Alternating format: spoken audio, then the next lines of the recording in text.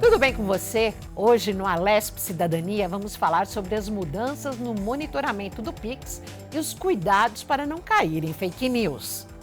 Recebemos em nossos estúdios o professor de Economia Ricardo Igarashi. Muito obrigada pela sua participação. Obrigado, Renata. E também hoje neste bate-papo chamamos o especialista em tributos e impostos, o Wesley Santiago. Tudo bem, Wesley? Tudo ótimo, prazer enorme estar aqui.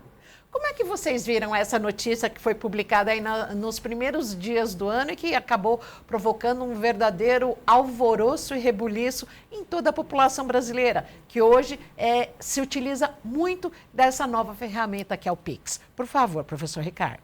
Então, vejo que a população ela cai nessas fake news, né? Por quê?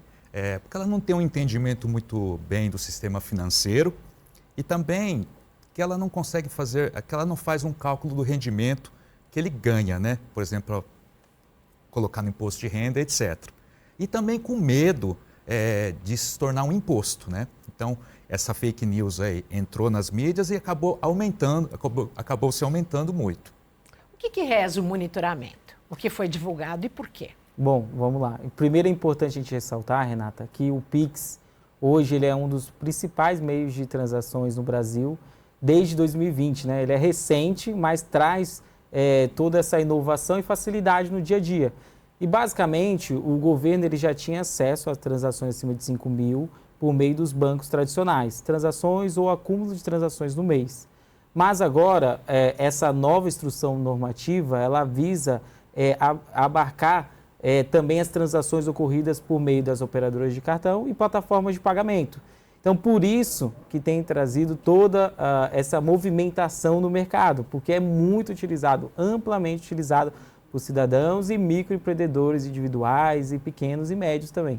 E, inclusive, o Pix hoje, e diz o governo até nas últimas entrevistas, que eles querem monitorar, porque as grandes instituições já são monitoradas, mas monitorar as fintechs e os bancos, entre aspas, individuais. Se vocês puderem explicar que bancos são esses, o que são essas fintechs e que mercado, que público que eles abrangem? Sim, são as fintechs, os bancos digitais. Pode dar exemplo. Por exemplo, o PagSeguro, né? É um exemplo disso. Mercado Pago. Mercado Pago, para evitar, então, esses crimes financeiros, essa questão da lavagem de dinheiro, né? E também para dar mais isonomia entre as instituições financeiras.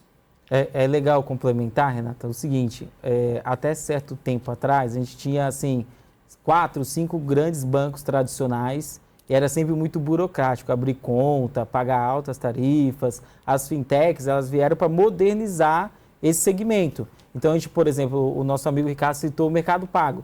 O Mercado Pago, por exemplo, você consegue abrir uma conta de forma digital, rápida e sem custos. Ou 99Pay, por exemplo. 99Pay. Então, a adesão por essas fintechs, elas têm sido muito grande. A facilitação, o acesso, a redução de custos. Tudo isso tem atraído pequenos e médios e a população de menor renda, digamos assim. Então, por isso que o governo agora, com essa instrução normativa, ele quer ter acesso a essas transações. Não deixar de fora nenhuma transação que ocorre no Brasil de ser monitorada, que é o objetivo com essa instrução normativa. E também tem um fato que essas instituições, então, elas vão ter um custo, né? Vão ter um custo para fazer um controle interno, aí para dar esses dados também para o governo. Então, ela vai ter um custo a mais. E vai cobrar do usuário, do cliente? Isso vai depender, né? Mas provavelmente ela vai ter realmente um custo para ter esses controles internos, para ter essas informações para passar para o Banco Central. E por que grande parte da população tem tanto medo dessa questão do monitoramento da Receita? Excepcional pergunta, né? Eu acho que, assim, a gente que na Macro Consultoria lidamos muito com pequenos e médios, a gente sabe que é o dia a dia dele. Quem é CLT, quem tem carteira profissional, já tem o desconto retido na fonte. Ele está tranquilo, porque basicamente quem é seletista, ele já tem ali toda a sua renda declarada por parte do seu empregador, ele só precisa ali verificar se precisa fazer o ajuste anual no famoso imposto de renda. Mas quem, por exemplo, é um microempreendedor individual, que hoje eles são cerca de 13 a 14 milhões de CNPJs no Brasil. Esse é um dado muito importante, porque a gente tem cerca de 20 milhões de empresas constituídas. e grande parte é do micro e pequeno empreendedor. Esse profissional, por exemplo, ele era um profissional autônomo que aderiu a essa formalidade, essa modalidade do MEI, e ele tem uma limitação de faturamento, de transação. Então, quando ele chega, por exemplo, para um contador, para um consultor, ele vai perguntar: o que eu devo fazer? A gente aconselha ter os controles de faturamento, ter os controles de custo, de despesas, identificar o seu lucro e, com base nisso, montar ali a sua declaração de imposto de renda, se for aplicável. Que não fazia. Agora, qual que é o receio desse pequeno, médio, micro, como você comentou? Ele fala: poxa, eu movimento muito mais que 5 mil. Talvez o meu faturamento ele ultrapasse um pouco os 6.750, que é na média os 81 por 12. E agora? Eu já vou ser tributado na essência? A partir do momento que o governo identificar na minha conta, já vou pagar? E aí se propagou uma certa fake news ao afirmar que já seria uma nova taxação. Na verdade, essa instrução normativa ela não prevê uma nova cobrança de tributo. Ela prevê o monitoramento e aí, com base no monitoramento, o governo pode sim combater sonegação fiscal. Então, cada contribuinte ele precisa estar atento ali às suas transações, às suas movimentações, à sua atividade e identificar se ele está dentro do limite ou se ele excedeu o limite. Na essência, por princípio, ele precisa pagar o imposto sobre esse complemento. Professor Ricardo, o senhor que é professor da Faculdade de Comércio, que é ligado à Associação Comercial, é a instituição mais antiga do comércio do país. O que representa hoje o PIX no comércio de São Paulo, e inclusive se o senhor puder falar de cidade, estado, se o senhor tiver essa informação, e em relação aos micro e pequenos empreendedores também, o percentual que a gente tem? Pois é. Então, o PIX ele movimenta muito dinheiro, né? São milhões de transações por dia. Então, muitos pequenos comerciantes, pequenos empreendedores utilizam isso como forma de pagamento. Então, eles estão com um pouco de receio, né? Por quê? Porque agora eles vão, como disse o Wesley, eles vão ter que colocar tudo isso corretamente dentro do imposto de renda. Então, esse é um custo que eles vão ter a mais para fazer isso. Tá? Então, realmente, por isso a preocupação com essa medida. Okay? E por isso também essa propagação dessas notícias falsas que aparecem aí. E seria 5 mil, a partir de... Eu faço um PIX de R$5.001 para você. Isso já vai ser informado à Receita Federal ou é a totalização de vários PIX no dia ou no mês que chega a totalização para 5 mil? Como é que é isso? Boa, o que diz boa pergunta. A norma? A instrução normativa, ela cita que transações acima de 5 mil ou a soma de transações no mês acima de 5 mil devem ser declaradas por essas instituições de pagamentos ou de operadores de cartão de crédito semestralmente ao governo federal. Então, também é algo importante esclarecer, né? Porque até vi alguns colegas falando: poxa, agora eu vou ter que mandar mais uma declaração, eu como pessoa física, tenho imposto de renda e vou ter que fazer mais uma. Não, não é isso. O que a gente tem agora como obrigação é instituída as operadoras de cartão de crédito e as plataformas de pagamento. Elas precisarão enviar ao fisco uma declaração chamada e-financeira semestralmente. E o que vai incluir ali? Todas as transações acima de 5 mil ou a soma de transações acima de 5 mil. Ou saldos, inclusive, acima de 5 mil. Então, não adianta pulverizar, fracionar o PIX, que isso não vai fugir do radar da Receita. É importante saber que a Receita ela quer ter acesso à soma acima de 5 mil também. CPF e CNPJ, né? E recentemente, né, hoje, por exemplo, estava vindo aqui, eu vi que a população começou a usar menos o PIX. Teve uma queda devido principalmente a essas notícias, né? Então, vejo assim que talvez uma educação financeira seja muito bom, né, para a população em geral. Para aprender aí a fazer um imposto de renda, fazer corretamente o cálculo do rendimento, para poder mandar para a Receita Federal. Então, acho que ela é uma excelente técnica, né, para ajudar a população. A notícia como foi dada, do entendimento de vocês, foi dada da forma correta? Olha, eu acredito que o governo federal ele poderia melhorar, aperfeiçoar a sua comunicação. A gente tem até a criação, em setembro de 23, do Ministério do Empreendedorismo, da micro e pequena empresa, que tem por finalidade criar políticas públicas e articular com esse público, né? Que é um público, muitas vezes, com menor instrução, que está ali fazendo trabalhos, muitas vezes, manuais, braçais. O MEI, por exemplo, ele pode ter só um funcionário. É o limite hoje. Então, a gente não está falando de grandes empresas. O cidadão ali, que muitas vezes ele tem uma renda extra, ele é seletista, mas ele faz ele é motorista por aplicativo também, muitas vezes ele não entende muito bem qual a aplicabilidade de tudo isso. A boleira, por exemplo? Exatamente, a boleira, entre vários exemplos que a gente tem, o empreendedor que faz um encanamento, uma obra de alvenaria em pequenas residências, tudo isso é abarcado por essa medida, lembrando que é 5 mil para pessoa física, 15 mil para pessoa jurídica, mas ele não entendeu muito bem a mensagem, ele não entendeu muito bem qual é o objetivo, né, do governo federal com tudo isso. E aí é onde abre espaço para muitas informações verídicas, falsas ou distorcidas. A avalanche de fake news. Sim, acredito que o governo federal, o Banco Central, teria que fazer algumas campanhas educacionais, né? Usando aí as mídias, TVs, rádios, usando talvez até alguns influenciadores com mais confiança, né? Para passar isso para a população de maneira mais transparente.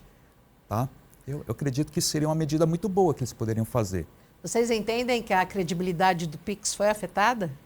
Sem dúvida alguma. Pelo menos nesse início, foi extremamente afetada. A gente vê circulando pelas redes sociais placas em pequenos comércios, fala, só aceito dinheiro, ou não aceito mais Bitcoin, eu ouvi falar que até na criptomoeda. Porque para um valor agregado mais alto? Exatamente, porque para o pequeno, o médio, o empreendedor ou a pessoa física, ele quer fugir do radar da Receita pelo temor de ser mais tributado. A gente sabe que no Brasil existe uma carga tributária extremamente excessiva, com um retorno à população não de uma forma tão justa, há essa necessidade de ter uma contrapartida melhor. E, na essência, o micro ele pensa o seguinte, olha, eu vou pagar mais e eu não vou ter nada de retorno, então o governo passa a ser o meu sócio. Qual é a alternativa que eu tenho de fugir do leão, né, como se diz aí? E aí existem esses caminhos alternativos que estão sendo cogitados, como receber em dinheiro, voltar para a idade da pedra, vamos dizer assim, ou usar uma tecnologia muito avançada, que é o blockchain, que talvez a população não esteja ainda adequada, a gente não tenha meio suficiente de lidar com essas transações desse nível. A população não usa Bitcoin, a população em geral, né? Bitcoin, não tem o conhecimento do blockchain. Não tem instrução para isso. Exato. Mas poderia realmente ser uma alternativa, Mas né? aí não haveria sonegação também nessas criptomoedas? Sim, esse é o ponto. Eu acho que a pauta para o micro e pequeno empreendedor, que tem que chegar até o governo federal, na minha concepção, é o seguinte: a gente tem a instituição do Estatuto da Pequena e Média Empresa, onde prevê ali, por exemplo, a primeira modalidade de empresa como o microempreendedor individual. Ele, quando foi instituído, tinha um limite de faturamento de até 60 mil por ano. E esse limite ele foi reajustado em 2018 para 81 mil. Só que na legislação não prevê uma atualização anual. Sempre é necessária uma medida parlamentar para chegar a uma maximização desse faturamento. Como a tabela do imposto de renda na fonte, né? Exatamente. Que também está defasada há muitos anos. Bem similar a esse assunto. E qual que é o problema? Eu acho que se o governo instituísse uma atualização dessa tabela, traria um conforto para esses pequenos, para esses microempreendedores, para eles conseguirem realizar suas transações, suas operações e não ficarem na informalidade, não procurar medidas de fugir do governo, e sim se adequar à legislação, evitar a sonegação, mas desenvolver o empreendedorismo. Hoje as pequenas e médias elas são responsáveis por mais de 50% dos empregos no Brasil. Então é um setor que a gente precisa ter investimento, que a gente precisa ter políticas públicas para aperfeiçoar.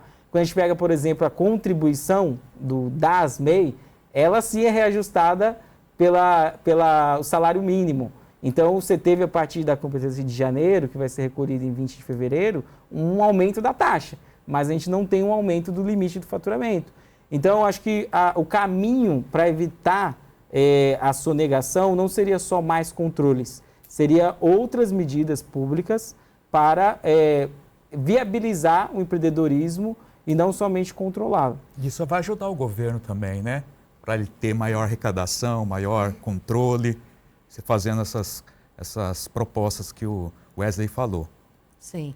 Em relação à associação comercial, vocês têm algum tipo de serviço lá que atendem às dúvidas dos comerciantes em geral, da população? Nós tivemos aí muitas ligações nesses primeiros 15 dias do ano em relação a esse tema? Sim, tem. Então, a pessoa pode ir lá, o associado vai na associação comercial, as pessoas tiram as dúvidas também por e-mail, ok? Então, é dado todas as instruções para as pessoas, para os pequenos comerciantes, em relação à tributação, a questão do PIX também, ok? Mas e houve um aumento na procura? Ah, sim, houve um aumento, né? As pessoas estão com dúvidas se vão ter que pagar imposto devido a essas notícias que apareceram, né? Então, sim, aparecem mais pessoas lá para perguntar sobre isso. Agora, com isso surgiu muita fake news, né? Mas também muito phishing. Gostaria até que vocês passassem para os nossos telespectadores, para quem está nos acompanhando em casa, em relação a essa questão do risco de você clicar num link, falando, clique aqui para você não pagar, aqui para você informar. Qual que é o risco de tudo isso em relação a cybercrime? Olha, a gente infelizmente tem a engenharia social muito aquecida quando há um temor na população. Então, o que a gente tem visto muito é o seguinte, não tenha problemas com a Receita Federal. Se você tem transações acima de 5 mil, na pessoa física, 15 mil na jurídica, clique aqui e vamos te ajudar. E muitas vezes ali, ou ele se passa pelo governo, ou ele se passa por uma empresa que vai ajudar e acaba ali querendo arrecadar, né, de forma criminosa do contribuinte algum recurso, e aí é necessário que esse contribuinte, antes de mais nada, ele peça ajuda a uma contabilidade, uma consultoria de confiança, associações como o nosso amigo Ricardo aqui, para tirar dúvidas, e ficar atento também ao domínio de qualquer informação que chegue a ele. Então, é um domínio da Receita Federal ou é um e-mail suspeito? Se for um e-mail suspeito, a indicação é não tomar nenhuma ação antes de ter certeza de que está se comunicando de fato com um órgão público. E cuidado com o que compartilha, né? Sem dúvida. Isso tem a ver com a educação também, né? A questão de utilizar bem as redes, né? Os e-mails, não clicar em links suspeitos. Tá? Então, acho que também é a população que não tem tanta informação para lidar com isso ainda.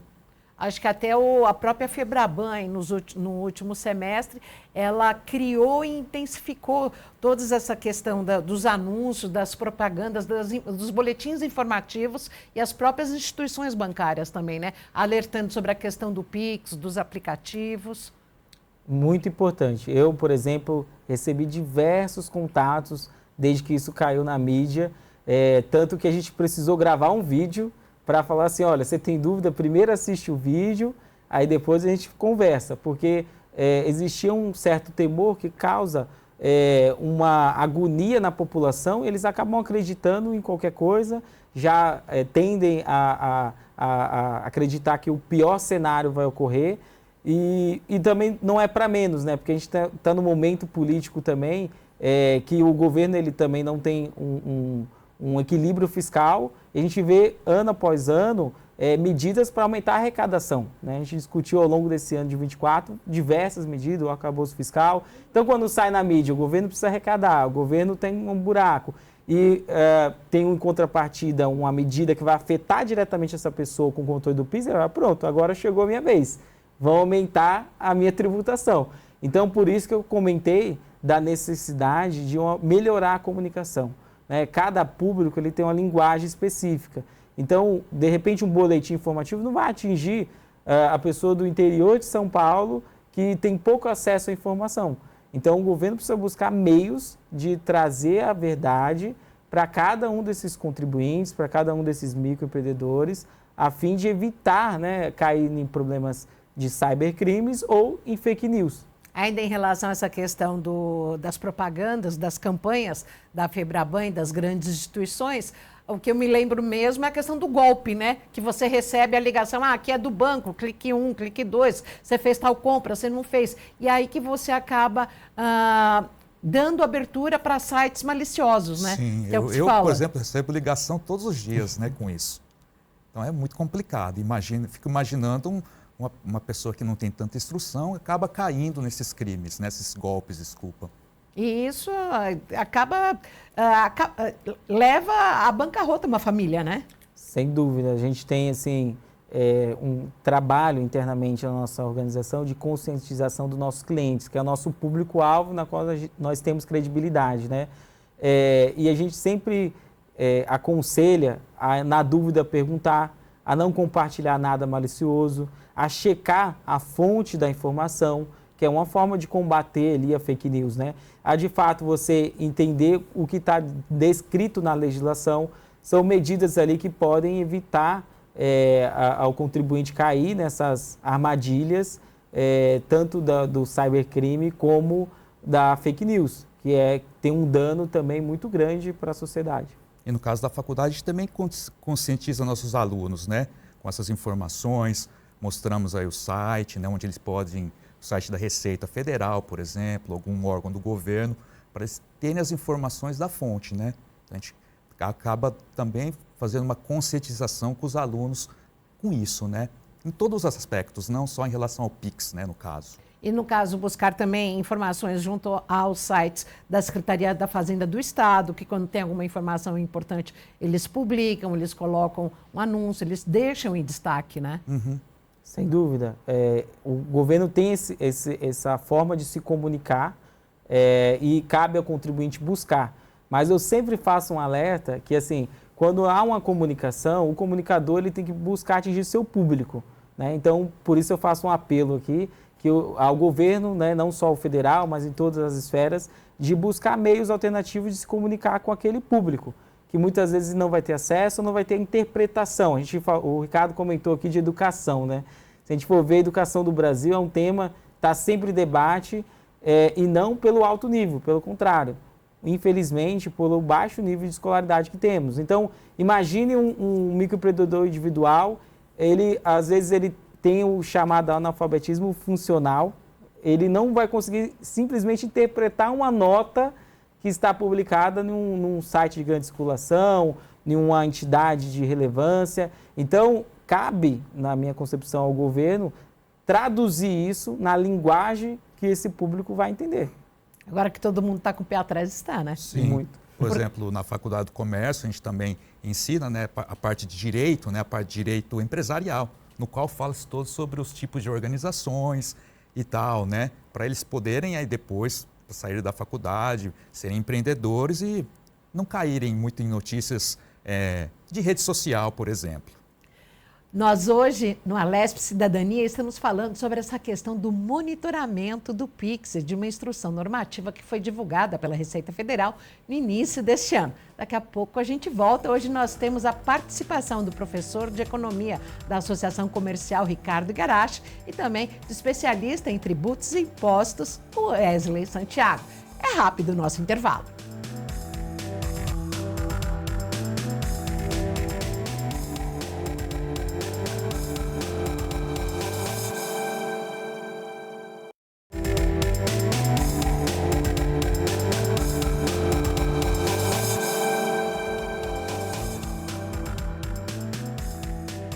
Estamos de volta aqui no Alesp Cidadania, hoje falando sobre Pix, monitoramento da Receita Federal, como é que a população fica diante disso. Temos aqui o professor Ricardo Igarashi e também o Wesley Santiago. Professor Ricardo, o que a Receita pretende com isso? Então, com essas novas regulamentações, a Receita ela pretende investigar, né, ver se tem algum crime ocorrendo, alguma sonegação de imposto, lavagem de dinheiro, ok? Mas também regulamentar, principalmente os autônomos, né? Colocarem eles no MEI e ter uma base fiscal maior com isso. Ter uma melhor base fiscal, porque o Pix não é colocado no imposto de renda, né? Eles querem aumentar a tributação? Olha, é difícil a gente ser categórico e falar que quer aumentar a tributação, porque em termos a captação, né, de tributação. Em termos da instrução normativa, não prevê um aumento de tributo. E é isso que gera muito debate. Mas, na essência, até trazendo um exemplo prático aqui, Renata, eu fiz há pouco tempo uma pequena reforma em casa. E durou cerca de 15 dias, eu contratei um microempreendedor individual, que era responsável por fazer um serviço de alvenaria, de acabamento. E o serviço dele deu R$5.000. Só que também gastamos por volta de mais 5 mil de materiais. Então, ele recebeu na conta dele R$10.000 via Pix. Só que não é todo o faturamento dele. Se a gente fazer uma conta proporcional, se ele pegar mais um cliente igual ao serviço que eu fiz, ele vai ter 20 mil de transação e 10 mil de faturamento. Né? Segundo a instrução normativa, essa movimentação vai chegar até o governo federal, porque ele no CNPJ vai passar de 15 mil.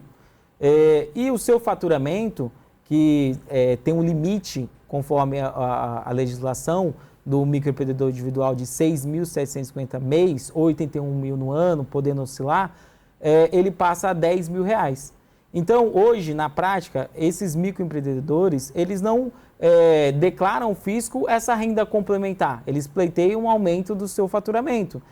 Na essência, com o governo tendo acesso a isso, o governo pode monitorar e falar, olha, pela sua movimentação, você provavelmente superou o seu limite de faturamento e é devido X mil de impostos complementares. Isso pode ocorrer, não necessariamente vai. A instrução normativa ela prevê transparência, acesso ao governo. E aí fica o temor de vou ser taxado ou não, né? Vou ter um imposto complementar ou não. Então é importante esclarecer à audiência que não foi instituída uma nova cobrança de impostos. Isso trata-se de uma fake news. Mas que pode existir uma cobrança nos termos já previstos da legislação, pode. Se o contribuinte individual, se o microempreendedor ele estiver se sobressaindo a esse limite, ele teoricamente tem que ir para um novo patamar de empresa, que seria ali um Simples Nacional. Por exemplo, o Simples Nacional ele abarca até 4,8 milhões de faturamento. Então, é um limite já bem mais amplo, mas que cobra o imposto com base no seu faturamento. Então, se faturou zero de imposto. Se faturou 1.000, X% desses 1.000. E é um imposto progressivo. Quanto mais fatura, mais se contribui. Ah, não é 6% redondo? Não, para serviço começa no 6%. O Simples Nacional ele é simples mais no nome do que na essência. Ele é um pouco complexo. Ele tem 5 tabelas diferentes, dividido entre comércio, indústria e 3 tabelas para serviço. Então, por exemplo, um prestador de serviço ele pode começar em 6% e à medida que o seu faturamento crescer, a sua carga tributária final ela também vai progredindo. Então, pode passar 6%, 7%, 8%, chegando à casa de 20% quem está ali com faturamento bem elevado. O comércio, por exemplo, ele inicia em 4% e vai progredindo à medida que o faturamento histórico dessa empresa também aumenta. Então, mas a gente precisa relembrar também que o MEI ele foi uma modalidade criada para facilitar a vida e evitar a informalidade. À medida que o MEI ele é fácil de se constituir, hoje a pessoa leva menos de 1 hora para fazer pela internet. Já quando você migra para a modalidade do Simples Nacional, é necessário ter uma contabilidade, uma assessoria, ter um profissional que apure os impostos. Então, para o MEI, ele vê isso como uma burocracia custosa. Ele evita fugir disso, apesar de, pela legislação hoje, ser o caminho natural. Então, a gente vai ter um impacto, né, econômico aí, em relação a esses pequenos empreendedores, né? Vão ter um custo aí para regularizar a empresa, para contratar esses contadores. Então, eu vejo que vai ter um impacto econômico, sim. Vai chegar na ponta?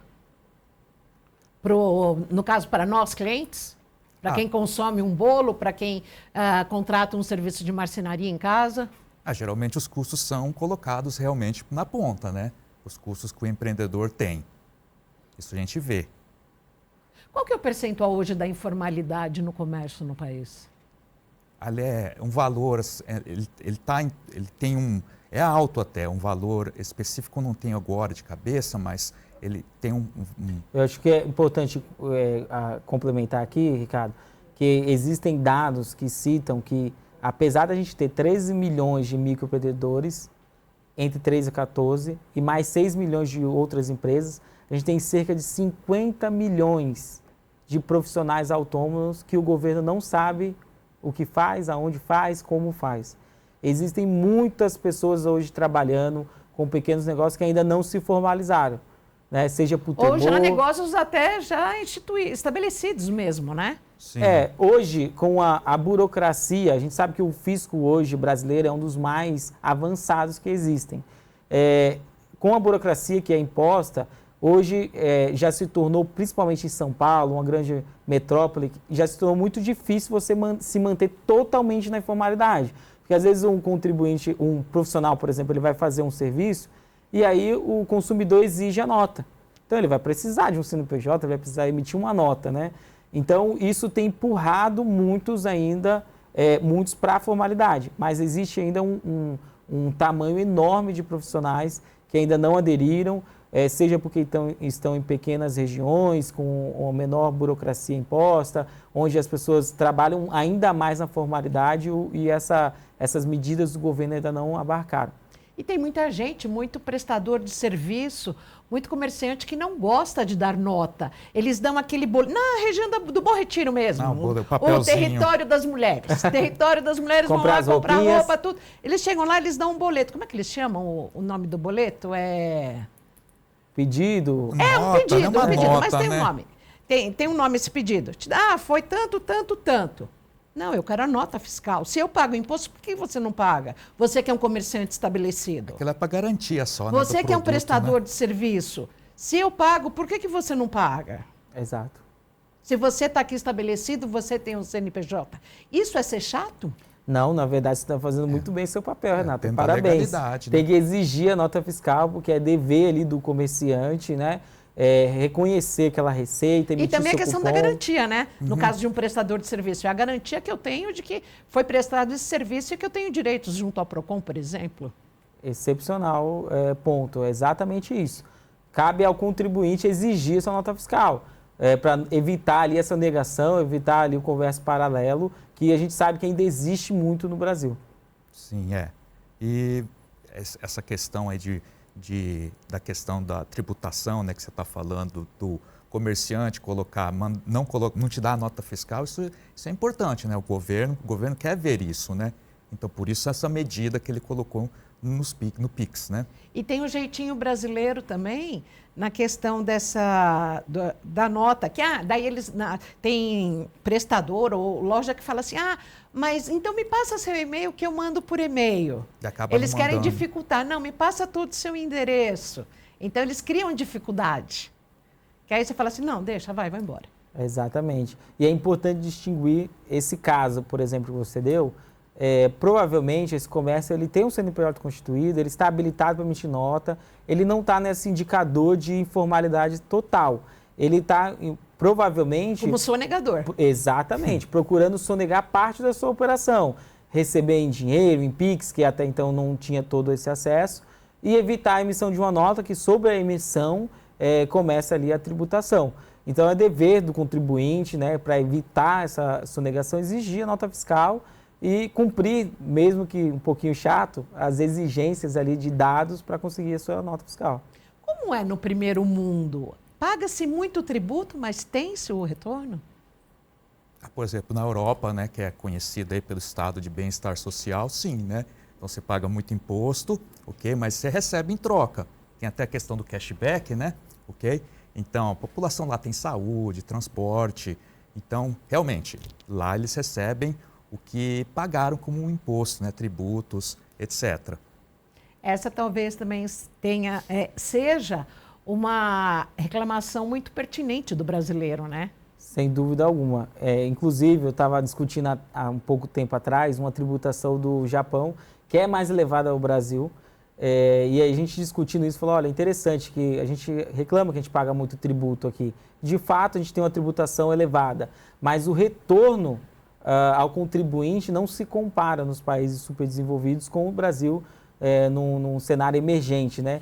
O retorno ainda é uma requisição dos contribuintes para melhor. A gente não tem uma saúde de qualidade e aí o contribuinte acaba tendo que pagar o imposto, que deveria custear a saúde, mas ele também paga um plano de saúde para ter a segurança que ele e seus familiares vão estar bem assessorados, bem assistidos ali numa eventualidade, né? Então, é uma pauta importante dos contribuintes hoje, o retorno de toda essa contribuição. Educação, a gente pode colocar educação, saúde, como o Wesley falou, né? Então, falta muito ainda para a população esse estado de bem-estar social. Eu tenho informações que na Holanda, quando o salário entra na conta, 50% já fica para o imposto, já é de impostos. Então, se você ganhar 10, só vai vir 5 para a sua conta. Mas você tem tem a segurança, tem o transporte, tem a saúde, a educação. Sem dúvida, né? É uma contrapartida que vale a pena, né? Então, hoje, a sensação do brasileiro é o quê? O governo ele passa a ser o meu sócio, então ele morde uma fatia importante do meu salário, da minha renda, do meu faturamento, mas eu tenho que me virar sozinho quando eu preciso de um serviço que deveria ser público. Então, esse é o tema que tem girado pelos contribuintes, pelos microempreendedores, até pelos médios também. Eu lembro de um professor meu que sempre falava, ele dava aula de contabilidade, ele falava, seu sócio aqui, o governo. Então, sempre uma parte vai para o seu sócio. Agora, retomando o nosso assunto e já pensando no imposto de renda, na declaração do imposto de renda. Esse valor acima de 5 mil mensais para pessoa física, acima de 15 mil mensais para quem é pessoa jurídica, isso já vai aparecer agora na declaração de 2025 ou no base 2024? É uma excelente pergunta, Renata, porque a medida ela passou a entrar em vigor a partir de 1º de janeiro de 2025, com efeitos, né, nesse exercício. E o imposto de renda a gente declara em 25 relativo a 24. Mas o que a gente tem que lembrar, recapitular e já até preparar os contribuintes? Que na declaração de imposto de renda você informa o quê? Todas as suas rendas, todas as suas origens, seja como profissional seletista, seja como microempreendedor individual, seja como serviços autônomos ou rendas complementares, rendimentos financeiros, compra e venda de bens, né, que é o famoso ganho de capital. Tudo isso tem que entrar lá justificando a origem dos seus recursos. E depois você mostrar ao fisco a destinação, seja como gastos para a sustentação sua e da sua família, seja como aquisição de novos bens, seja como empréstimo concedidos, e entre outras informações que vai ali, né, em geral. Então, não quer dizer essencialmente que um Pix que você fez em janeiro desse ano já tem que declarar agora até maio. Não. Mas as transações ocorridas em 24, seja por Pix ou não, se elas geraram renda, a renda tem que entrar no imposto de renda. A gente não vai precisar declarar quantos Pix eu fiz no imposto de renda. Não. Quantos foi o total de Pix recebido e enviado. Não. No imposto de renda não vai movimentação. O imposto de renda vai renda, destinação. Por favor, Ricardo. E eu vejo também que nessa questão entra, de novo, falando sobre educação financeira. Porque muita gente não consegue colocar isso dentro do imposto de renda. Tem que sempre buscar, por exemplo, imposto de renda de pessoa física. Tem até alguns professores de outras áreas também que pedem auxílio para mim para fazer o imposto de renda. Então, acho que falta um pouco mais de informação para a população colocar tudo isso dentro aí do imposto de renda para mandar certinho, né, para a Receita Federal e não ter nenhum problema. Em relação ao cartão de crédito, no começo, após a divulgação dessa norma instrutiva, desta norma da Receita Federal, falava-se do cartão de crédito e tem muita gente que não tem o nome limpo e empresta o cartão para outra pessoa da família. 3, 4, conheço uma família que 4, 5 pessoas utilizam o mesmo cartão. O salário dessa pessoa não cobre tudo isso. Qual que é o risco disso? O que deve se tomar cuidado daqui para frente? Bem lembrado, Renata. Essa pergunta veio para mim de enxurrada nos últimos dias, né? Porque, na essência, a movimentação de cartão de crédito, o governo já tem acesso, né? Então, ele vai fazer um comparativo que a gente chama de fluxo de caixa. Quais foram as suas rendas e o que você gastou? Você não pode ter um gasto maior do que sua renda. Eu gasto 12 mil todo mês, mas só entra de INSS 3 mil.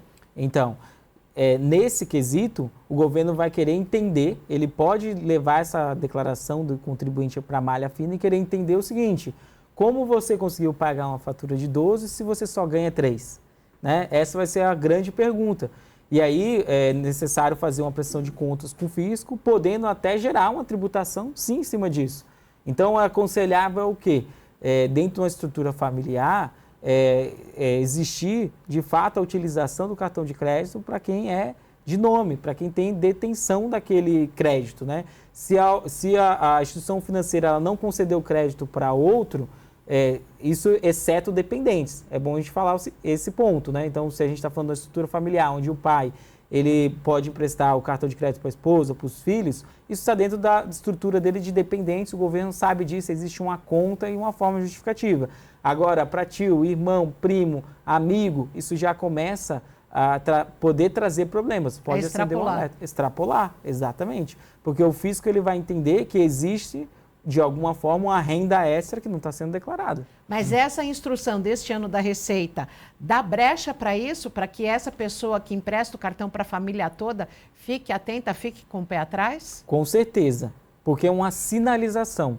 Mais do que uma normativa que deve ser cumprida, é uma sinalização de que o governo ele quer ter acesso a tudo, que ele está de olho e que ele pode procurar meios de fiscalizar e mitigar a sonegação. E principalmente porque ele agora engloba os bancos digitais, as fintechs e outros plataformas de pagamentos, sim, operadoras de cartão. Melhor colocar um limite nesse cartão de crédito, né? Para evitar diz que é as esse maquininhas, tipo de né? Porque coisas, tem muitas dessas fintechs nas maquininhas, né? Que você vai passar, que é a maquininha do Pix, que daí já vai direto, ou mesmo cartão. A gente sabe que a situação do brasileiro ela não é fácil quando a gente olha a base, né, de trabalho. A gente sabe que existe um endividamento grande dessas pessoas físicas. Inadimplência. Inadimplência alta e muitas vezes eles procuram crédito. E as formas de atingir, de conseguir esse crédito, elas trazem ali a essência do brasileiro, que é a inovação, daquele jeitinho brasileiro. Então a gente sabe que tem muitas vezes um brasileiro que ele pega o cartão de crédito dele, do pai, do amigo, passa na maquininha do outro, transforma isso em liquidez alta, um dinheiro na mão, para poder custear a sua vida. Tudo isso passa a ser monitorado e passa a correr o risco de questionamento do fisco. A gente não pode afirmar que existe uma tributação sobre essa operação, mas o fisco pode questionar numa eventual fiscalização e interpretar isso como uma receita não declarada. E aí sim existia a tributação. Por isso a grita geral da população. Por isso, é todo esse temor. O temor de ser cobrado a mais, né? Então, por isso que essas fake news chegaram aí, né? Aumentaram bastante, fizeram o Pix cair, né? O uso do Pix agora, a partir de janeiro, caiu, né? Há uma outra preocupação também, a questão do pagamento por Pix no cartão de crédito. Como é que é essa transação? É algo bem inovador, né? O Pix... recente. Bem recente. Ele se tornou o maior meio de pagamento do Brasil em 2020. E, recentemente, com a inovação dessas fintechs que você citou, Renata, eles começaram a oferecer o Pix Crédito. Como que funciona o Pix Crédito, né? O indivíduo ele tem ali um limite de cartão de crédito, mas ele quer fazer uma transação financeira com um outro que cai o dinheiro na hora, com o efeito Pix, né? Que é muito prático, já sobe a mensagem ali. Aí ele utiliza o limite do cartão de crédito, envia o Pix na hora para o terceiro e ele só vai pagar na sua fatura do cartão de crédito com essa fintech, acrescido de juros da operação. Então isso é uma inovação recente dessas operadoras e o governo passa a ter acesso com essa instrução normativa. Isso até então não era abarcado, só os bancos tradicionais, as transações que ocorriam. Agora, as operadoras de cartão de crédito e de plataformas de pagamentos têm que declarar. E qual o peso desses bancos digitais e dessas fintechs e plataformas em detrimento às instituições bancárias? Olha, essa é uma pergunta um pouco mais complexa, talvez não esteja aqui na minha alçada, não sei se o doutor Ricardo pode complementar, mas a gente vem observando um crescimento das fintechs. Isso é importante de se citar. Até pela facilidade de abrir uma conta lá, né? Eu posso pegar meu celular aqui e abrir a conta agora, né?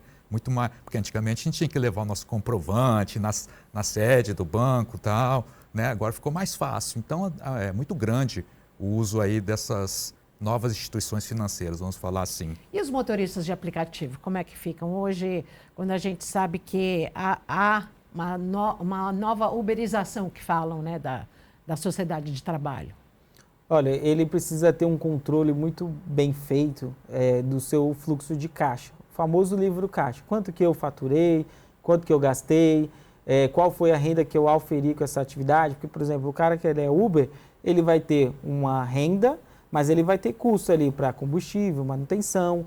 e ele precisa declarar tudo isso no seu imposto de renda. Isso é fato, seja ele atuando como renda complementar, aquele profissional que tem uma renda já seletista, mas faz o Uber depois do horário para complementar a renda, ou aquele que é 100% nessa atividade. Ele tem que declarar ao fisco e se formalizar a partir dessa movimentação, essa sinalização do governo federal, ele vai ficar em evidência. É importante também para que ele aprenda a fazer isso, né? Consiga fazer isso, igual Wesley falou, de colocar as receitas, as despesas e colocar o imposto de renda de maneira correta. Então, realmente, acho que uma campanha educativa, de novo, volto nessa tecla, para que ele consiga fazer isso, né? Consiga utilizar aí de maneira correta esses dados contábeis, né? Vocês acreditam que, como você falou, entrou em vigor esse ano, nessa declaração refere-se ao ano passado, mas da declaração do ano que vem. Na pré-preenchida, isso já pode aparecer? A pré-preenchida, ela visa trazer dados que o governo já tem acesso e já alimentar a declaração para o contribuinte conferir, não esquecer nada. Não necessariamente vai trazer movimentações PIX. Ela traz ali as fontes de rendas, de posições patrimoniais, de transações que ocorreram e o governo já teve acesso por outros meios. Por exemplo, até o final de fevereiro agora, as pessoas jurídicas precisam mandar a DIRF, que é uma declaração que mostra toda a remuneração paga aos seus funcionários, o que foi retido na fonte, o INSS. Outros órgãos também precisam declarar, como o DIMOB, de MEB, de médicos. Tudo isso o governo passa a ter acesso desde fevereiro e ele entrega para o contribuinte ali quando ele vai fazer a declaração a partir do dia 15 de maio, como foi no ano passado, 15 de março, perdão, como foi no ano passado. Então, não necessariamente ele vai trazer movimentação PIX. Ele pode trazer renda, se essa renda já foi declarada por outra fonte. Qual a orientação que vocês deixam para todo o nosso público em relação a essa questão de pagamento, de imposto de renda? Educação financeira, no caso, né? Eu, como professor, sempre vou falar disso, né? Então, uma educação financeira para ele aprender a calcular a sua rentabilidade, para ele aprender a colocar seu imposto de renda, né? E desde a criança? Desde criança dá para colocar, né? Para ele saber, porque a educação financeira não só para o lado do fisco, né? Seria o quê? Para o planejamento da vida dele. Né, vida financeira, vai comprar uma casa, vai comprar um carro, vai tratar de juros simples, de juros compostos, trabalhar com esses diferentes tipos de taxa. Eu acho que vale muito aí uma educação financeira para a nossa sociedade. Qual a melhor forma de educar uma criança? Dando mesada? Não? Para criança, hoje é dinheiro de plástico? O que é? Pode ser uma mesada, né? Você vai viver com esse tanto aí por mês, para ele trabalhar, né, em cima desse valor. Eu acho que é um bom começo, né? E você? Bom, eu concordo com o Ricardo e eu acrescento que os microempreendedores individuais, de forma alguma, ou o contribuinte, eles devem trabalhar na informalidade, na sonegação. Nós, como princípio, né, devemos ser autênticos com as nossas transações, nos organizarmos e sermos transparentes com o fisco. Mas, em contrapartida, nós também somos grande parte da população, grande parte dessa geração de riqueza, como eu comentei, e cabe a nós buscarmos em nossos representantes formas, medidas e políticas públicas de viabilizar o empreendedorismo. O empreendedorismo ele tem que ser incentivado e não coibido no Brasil, né? Então, cabe cada um desses 13, 14 milhões de microempreendedores, mais de 50 milhões de contribuintes que declaram imposto de renda, a bater na porta ali dos seus representantes e falar, olha, eu quero melhorias para o meu setor. Esse é o recado que eu acredito que seja o mais viável para esse nicho. Hoje a Alesp Cidadania tratou sobre essa questão de tributação, impostos, PIX, monitoramento. Agradecemos ao Ricardo e ao Wesley. Super obrigada. Obrigado. Ficamos por aqui. Você acompanha a Rede Alesp nas redes sociais, no YouTube também, além do nosso site. Obrigada.